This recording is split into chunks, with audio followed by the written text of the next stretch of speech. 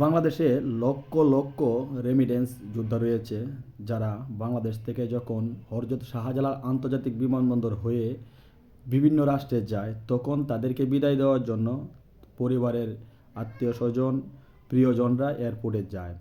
তো এয়ারপোর্টে গেলেই তারা আসলে তাদের ফ্লাইট হয়ে যায় না, অনেক সময় এয়ারপোর্টের বাইরে প্রিয়জনদের ঘন্টার পর ঘন্টা দাঁড়িয়ে থাকতে হয়। তো আন্তর্জাতিক বিমানবন্দরে যে প্রিয়জনদের জন্য যদি বাহিরে বসার একটা সুব্যবস্থা করা হতো, তাহলে প্রিয়জনদের জন্য অনেক উপকার হতো।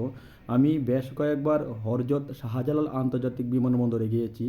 দেখলাম যে রেমিটেন্স যোদ্ধা যারা বাইরের রাষ্ট্র থেকে আসে, এয়ারপোর্টে নামার পরে এয়ারপোর্টে জটিলতা শেষ করে করতে হয়, আর এই অপেক্ষায় প্রিয়জনরা বাইরে ঘন্টার পর ঘন্টা দাঁড়িয়ে থাকতে হয়। তো এয়ারপোর্টের বাইরে অনেক জায়গা আছে যেখানে গাড়ি পার্কিং করার জন্য রাখা হয়েছে। সেই জায়গার পাশে যদি রেমিটেন্স যোদ্ধাদের পরিবার, আত্মীয় স্বজনদের বসার একটা সুব্যবস্থা করতো, তাহলে এয়ারপোর্টের সৌন্দর্য আরও ফুটিয়ে উঠতো। তো আশা করি এয়ারপোর্টের যারা কর্মরত রয়েছেন, এয়ারপোর্ট নিয়ন্ত্রণকারী যারা আছে, তারা রেমিটেন্স যোদ্ধাদের জন্য, রেমিটেন্স যোদ্ধাদের পরিবার, আত্মীয় স্বজন যারা এয়ারপোর্টে তাদেরকে রিসিভ করার জন্য যায়, তাদের সুবিধার্থে, এয়ারপোর্টের সৌন্দর্য সুবিধার্থে একটা সুব্যবস্থা করার দরকার।